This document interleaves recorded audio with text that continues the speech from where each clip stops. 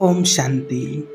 कैसे पता चले हमारे परिजन स्वर्ग गए हैं या नरक गए हैं? जो हमारे परिजन मृत्यु को प्राप्त हो गए हैं, हमें छोड़ कर के संसार से चले गए हैं, तो उनका कैसे पता चले कि वो स्वर्ग में गए हैं या नरक में गए हैं?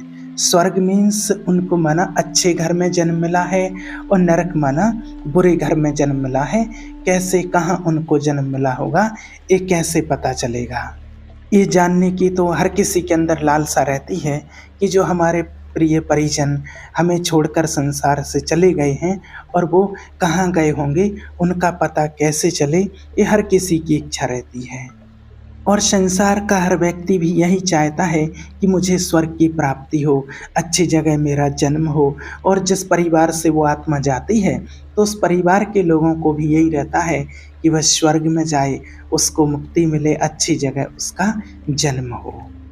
तो आइए आज जानते हैं कि वो आत्मा कहाँ जाती है, कौन से घर में जन्म लेती है, कैसे घर में उसको जन्म मिलता है। तो एक सुंदर कहानी के माध्यम से आज जानते हैं कि प्रियजन हमारे जो शरीर छोड़ कर के जाते हैं, उनका जन्म कहाँ और किस घर में, स्वर्ग नरक कैसे घर में होता है। एक गुरु थे, उनका बहुत सुंदर आश्रम बना हुआ था और वहाँ उनके बहुत सारे चेला रहते थे, सेवक रहते थे। तो पहले जो गुरु लोग होते थे, गुरुजन होते थे, और वो अपने उनके जो चेला होते थे, सेवक होते थे, उनको ज़्यादा दिन तक अपने पास में नहीं रखते थे, अपना ज्ञान प्राप्त करने के लिए उनको भेज देते थे। कुछ कष्ट सहो, कुछ जीवन में प्रयत्न करो, तब संत बनोगे, कुछ ज्ञान की प्राप्ति करोगे, जाओ संसार में घूमो और कुछ ज्ञान की प्राप्ति करो। तो अपने आश्रम से उनको माना बाहर निकाल दिया, कहा कि जाओ कहीं से ज्ञान की प्राप्ति करके आओ, घूमो फिरो और चारों तरफ जाओ और घूमो। और नियम बता दिए उन्होंने कि ऐसे ऐसे इस संसार में रहना है, इस तरह से रहना है, इस सावधानी से रहना है। वो सारी सावधानियां दे दी हैं उनको। किसी का पैसा नहीं छूना है, किसी स्त्री की तरफ गलत दृष्टि से नहीं देखना है, संसार में भ्रमण करना है, और सारी सावधानियां उनको बता दी हैं। तो फिर कहा जाता है कि वो जो सेवक थे, उनके चेला थे, वो 12 साल तक घूमे, सब जगह घूमे, और एक रात से ज़्यादा कहते हैं कहीं पर भी रुके नहीं थे। और 12 साल में पूरा देश घूमा उन्होंने, 4 धाम, सत्यपुरी, पूरा पश्चिम उत्तर सब कुछ पैदल पैदल उन्होंने घूमा। खूब भजन किया, जैसे गुरुजी ने बताया था वैसे ही किया। अब बाद में 12 साल के बाद जब लौट करके आए गुरुजी के पास, तो गुरुजी ने पूछा कि घुमाए? बोले हाँ घुमाए। ज्ञान प्राप्त हुआ? बोले हाँ महाराज जी, आपकी कृपा से ज्ञान की प्राप्ति हो गई है। गुरुजी ने कहा वाह, बहुत अच्छा हुआ। तब तक क्या हुआ, उसी क्षेत्र की किसी व्यक्ति की मृत्यु हो जाती है। उसकी मृत्यु हो जाती है तो महात्मा जी की जहाँ कुटिया बनी थी, जो उनका आश्रम था, उनकी कुटिया के आगे से ही अर्थी जा रही थी, और सभी लोग कहते जा रहे थे कि राम नाम सत्य है, राम नाम सत्य है, सत्य बोलो मुक्ति है। उसकी अंतिम यात्रा जा रही थी। तो जो गुरु महाराज थे, उन्होंने अपने चेला से कहा, उसी सेवक से, कि जाओ ज्ञान प्राप्त करके आए हो, अब पता करके आओ, ये पता लगा करके बताओ कि जिस व्यक्ति की मृत्यु हुई है, ये व्यक्ति स्वर्ग में जाएगा, स्वर्ग में गया है, या नरक में गया है, कहाँ जाएगा, किस घर में इसका जन्म होगा। तो जैसे ही गुरुजी ने कहा डांट के, तो वो चेला गया तो सही सेवक उनका, लेकिन ये कैसे पता लगाए कि मुर्दा जो जा रहा है, ये जो व्यक्ति की मृत्यु हो गई है, ये स्वर्ग गया है कि नरक गया है। लौट के आया गुरुजी के पास, तो गुरुजी बोले कहाँ गया है, पता लगाया। तो हाथ जोड़ करके बोला कि गुरुजी सब जगह मैंने घूमा है, भजन भी किया है, जैसा आपने बताया था वैसा पैसा नहीं छुआ, किसी को गलत दृष्टि से नहीं देखा, किसी से कुछ मांगा भी नहीं, खूब भगवान का भजन किया, लेकिन ये ज्ञान तो गुरुजी कहीं नहीं मिला है। गुरुजी बोले कि फिर क्या ज्ञान सीख करके आए, इतनी सी बात नहीं सीख पाए हो कि मृत्यु के बाद व्यक्ति कहाँ जाता है, इतना सा भी ज्ञान नहीं है कि वो पता लगा लें। और गुरुजी ने डांट के कहा कि जाओ पता लगा करके आना, तब तक मुंह नहीं दिखाना। तो वो हाथ जोड़ के बोले कि गुरुजी आप ही बता दो। तो फिर और ज़्यादा डांटा कि आप ही बता दो, जाओ और जा कर के पता लगाओ और तभी मुंह दिखाना, वरना मुंह नहीं दिखाना। अब वो फिर चेला फिर से निकला, वो सेवक उनका वहाँ से आश्रम से फिर से निकला और फिर से उसने भ्रमण चालू किया और घूमते घूमते बहुत लोगों से पूछा कि महाराज आप लोगों को कुछ पता हो विद्या कि मरने वाला कहाँ जाता है, स्वर्ग जाता है कि नरक जाता है? तो सब कहें कि अरे हट जाओ, ये कोई बात है क्या पूछने की? मरने वाला कैसे बताएगा जो मर चुका है कि स्वर्ग गया है कि नरक गया है? कैसे बताएगा वो? पीछे वाले तो अनुमान लगाते हैं, वो सब झूठा होता है। तो वो बेचारा बहुत दुखी हो गया, कई साल हो गया उसे घूमते घूमते, और 4-6 साल हो गए उसको घूमते घूमते, फिर भी किसी ने बताया नहीं कि मरने वाला आखिर जाता कहाँ है, कहाँ गया है। तो अंत में फिर एक दिन बहुत थका हुआ था, घूमते घूमते थक गया, कुछ खाया पिया नहीं था और थक गया। नगर के बाहर एक छोटा सा सरोवर दिखाई दिया, बगीचा था, बगीचा दिखाई दिया और बगीचे में एक छोटा सा घर जैसा बना था और उसने सोचा कि रात्रि यहीं विश्राम कर लेते हैं, सुबह निकल जाएंगे। और उस बेचारे जो महात्मा था उसको पता नहीं था, और वो जो बगीचा था वो किसी वेश्या का था, नर्तकी का था वो बगीचा, और वो नर्तकी कभी आकर के वहाँ दिन में बैठती थी, इसलिए उसके लिए वो तिवारा बना हुआ था। अब उसी बगीचे के पीछे की ओर उसकी कोठी बनी हुई थी, और जब वहाँ वो रुक गए, वो सेवक जो थे, जब वो रुक गए तब उनको पता चला कि भाई ये तो किसी वेश्या की कोठी है। अब सोचा कि वेश्या की हो चाहे किसी की हो, हमको क्या लेना देना है, हमें तो रात काटनी है, अंधेरा हो गया है और सुबह होते ही अपना यहाँ से प्रस्थान कर जाएंगे, निकल जाएंगे। एक रात काटनी है, कैसे भी करके रात कट जाए, सुबह निकल जाएंगे। और रात में बेचारा सेवक वहाँ राम राम करता रहा और रात निकल गई। जैसे ही सुबह हुई और सुबह जैसे ही हुई तो फिर सुबह वहाँ से एक मुर्दा निकला, जहाँ वो बैठा था उसी के सामने से फिर एक मुर्दा वहीं से निकला। और जो वेश्या थी उसने अपनी बेटी से कहा कि बेटी सुन, पता लगा करके आ कि जिसकी मृत्यु हुई है इस स्वर्ग में गया है या नरक में गया है।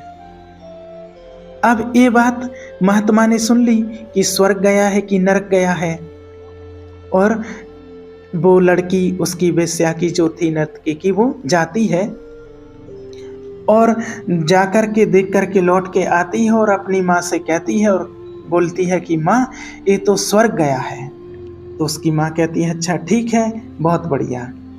अब क्या हुआ, महात्मा सोचने लगे कि बचपन से ही तो मैंने घर द्वार छोड़ा, साधु बने, संन्यास धर्म को अपनाया, इतना माला फेरी, इतना भजन किया, इतनी संतों की सेवा की, इतना संतों के साथ रहे, एक से एक बड़े बड़े संत, लेकिन हमें तो आज तक ये विद्या किसी ने नहीं बताई और कहीं से हमें प्राप्त नहीं हुई।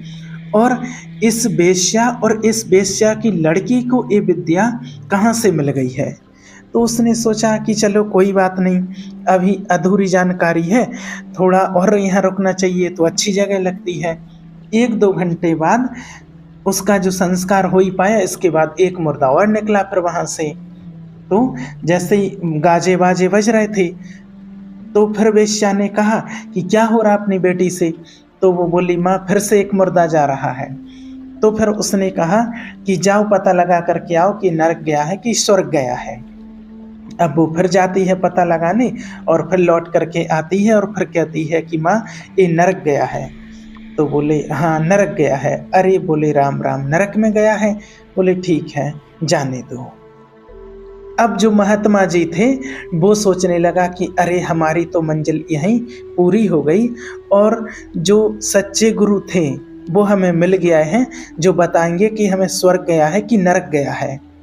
पर और फिर वो महात्मा जाते हैं बिना किसी संकोच के, बिना किसी संकोच के वो महात्मा जाते हैं और वेश्या को दंडवत प्रणाम करते हैं और वो कहते हैं कि माता जी प्रणाम। तो वो कहती हैं वेश्या कि अरे अरे राम राम, ये क्या करते हुए, पाप क्यों कर रहे हो? आप तो संत होकर के, महात्मा होकर के, इतने बड़े आपके जटाजूट, और मैं तो वेश्या हूँ, मुझे प्रणाम आप क्यों कर रहे हैं? ऐसा मुझे पाप में क्यों डुबो रहे हैं?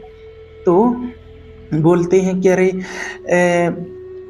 मेरे गुरु महाराज बड़े नाराज हैं कि ज्ञान प्राप्त करके आओ कि मरने वाला स्वर्ग जाता है या नरक जाता है, कैसे पता चले स्वर्ग गया या नरक गया है, ये पता करके आओ तब मुँह दिखाना। मेरे गुरु बहुत नाराज हैं और आपने अपनी लड़की से पूछा कि स्वर्ग गया है कि नरक गया है, तो आपने कैसे पता लगाया, आपकी लड़की ने कैसे पता लगाया कि स्वर्ग गया है कि नरक गया है।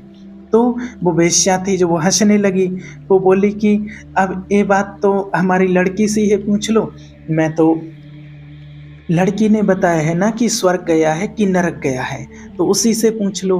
वो कहने लगी कि महाराज आप ही पूछ लो।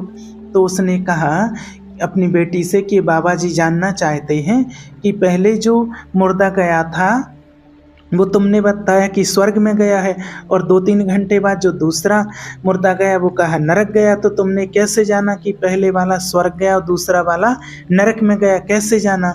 तो उस लड़की ने बताया कि ये तो सीधी सीधी बात है, पहले वाला जो जा रहा था उसके पीछे लोग रोते हुए जा रहे थे, कह रहे थे बहुत अच्छे सज्जन आदमी थे, जीवन में कभी किसी का बुरा नहीं किया, किसी पर गुस्सा नहीं किया, कितने दयालु थे, सबके काम में आने वाले थे, सदा सत्य बोलने वाले थे, भगवान का भजन करने वाले थे, भगवान को सच्चे दिल से मानने वाले थे, कितना उनका प्रेम था दीन दुखियों के प्रति और गरीबों के प्रति।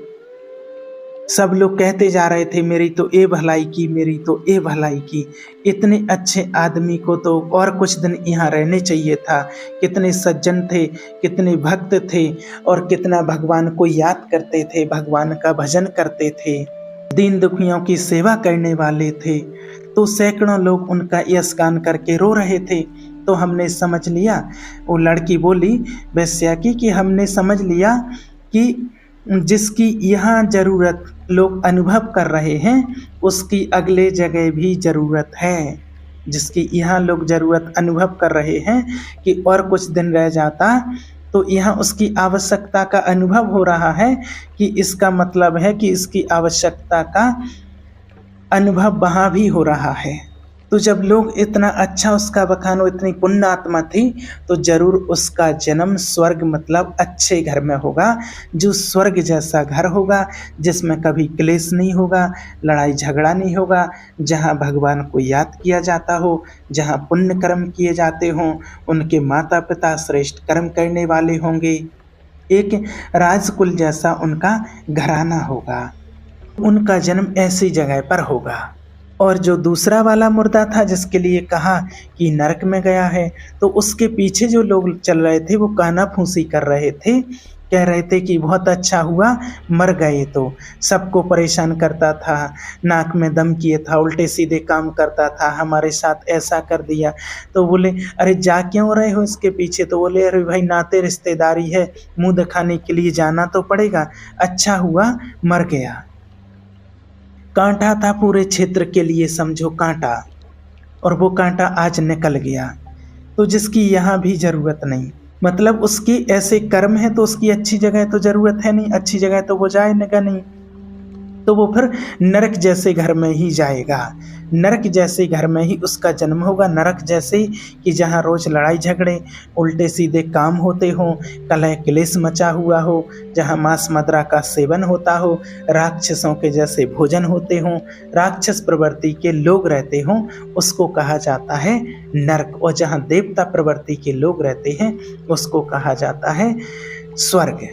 तो कहा जाता है 4 वेद 6 शास्त्र में बात लिखी है दोई, दुख दीने दुख होत है, सुख दीने सुख होए। यहाँ सबको पीड़ा पहुँचाई तो अगली जगह जब उसका जन्म होगा तो उसको वो पीड़ा जरूर मिलेगी।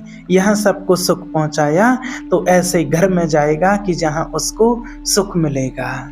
और फिर कहा जाता है कि वो महात्मा ज्ञान प्राप्त करके लौटे तो बोले समझ में आ गया? गुरुजी ने पूछा कि बोले हाँ समझ में आ गया। तो उन्हें पूछा बताओ पहले वाला आदमी जो गया था वो कहाँ गया था? बोले स्वर्ग में गया था। बोले कैसे? बोले ऐसे ऐसे उन्होंने बताया। ठीक ज्ञान प्राप्त किया उन्होंने कहा। तो हम इस घटना के माध्यम से यही समझ सकते हैं, आप समझा सकते हैं, समझ सकते हैं, जान सकते हैं कि ऐसे काम करो कि तुम्हारे मरने के बाद तुम्हारे पीछे लोग रोते जाएं, तुम्हारे पीछे लोग जाएं और कहें कि अरे इस आत्मा को इतनी जल्दी क्यों बुला लिया, ये क्यों चले गई। कर्म ऐसे करो कि जब तुम्हारा जन्म हो तब तो ज़्यादा लोगों को पता नहीं चलता है, लेकिन जब तुम जाओ तो तुम्हारे पीछे पूरा संसार रोता हुआ जाए। इसलिए देखिए, कहा भी जाता है कि इंसान की ज़िंदगी होती है 3 पेज की, और 3 में से 2 पेज भरे हुए रहते हैं और उसका 1 पेज खाली रहता है। पहला पेज जन्म निश्चित है कब होना है, वो भरा हुआ है। तीसरा जो पेज है मृत्यु, वो भी निश्चित है कि कब होना है, और बीच का उसका जो पेज होता है वो खाली रहता है, जिसको हम जीवन कहते हैं। और वो हमें भरना होता है कि उसको हमें किस तरीके से और कैसे भरना है, और वो हमें अपने कर्मों से भरना होता है। जो जैसे कर्म करेगा उसका ही गुणगान होता है। और वो तीसरा जो दूसरा पेज होता है वो हम नहीं पढ़ते हैं, वो पूरी दुनिया पढ़ती है। और वो दूसरा पेज पढ़ा जाता है उस दिन जिस दिन आपका तीसरा पेज खुलता है, यानी कि मृत्यु होती है। तब आपके दूसरे पेज का गायन होता है कि इसने कैसे कैसे पुण्य किए, और वो ही पुण्य कर्म जो होते हैं वो हमारे जीवन में काम में आते हैं। इसलिए कहते हैं कि जब बच्चे का जन्म होता है, जब हम भगवान के यहाँ से आते हैं, तो भगवान के यहाँ से आते हैं तो जैसे ही यहाँ जन्म होता है, जब आत्मा गर्भ से बाहर आती है, गर्भ के साथ उसका जन्म होता है, तो बच्चा जन्म होते ही साथ रोने लगता है। और जब रोने लगता है तो वो बच्चा जैसा उसका जन्म हुआ तो रोने लगा, और परिवार वाले सब खुश होते हैं, परिवार वाले सब खुश होते हैं। तो वो बच्चा कहता है, वो भगवान से एक बार जिक्र करता है, और वो आत्मा कहती है कि हे प्रभु, मैंने ऐसा क्या कर्म किया है जो आते ही साथ मुझे रोना पड़ा और ये सारा संसार हंस रहा है। तो कहा जाता है, कहते हैं कि भगवान कहते हैं कि जब तू इस संसार में गया है तो तू रोया और जग हंसा है। अब तू करनी ऐसी करके जा प्यारे कि जब तू इस संसार से जाएगा तो तू हंसेगा और सारा जग रोएगा। ऐसे पुण्य कर्म करके जाओ कि जब अच्छे पुण्य कर्मों की पूंजी लेकर के जाएंगे, पुण्य कर्म करके जाएंगे, तो हमारा जन्म अच्छे घर में होगा, कोई कष्ट नहीं होगा, जहाँ जिसको स्वर्ग कहा जाता है, और वहाँ कोई दुख देने वाली आत्मा नहीं होगी, ऐसे कोई हिसाब किताब नहीं बनाया होगा। तो इसलिए उस घर को कहा गया है स्वर्ग, जहाँ सुख शांति है, जहाँ देवी देवताओं के जैसे गुणवान मनुष्य आत्माएं रहती हैं। और उसको नरक कहा गया है, जो आसुरी प्रवृत्ति के लोग रहते हैं, तो आज दुनिया में हम देख रहे हैं। इसलिए हमें वो ही पुण्य कर्म करने हैं जिससे हमारा जन्म अच्छे घर में हो। ओम शांति।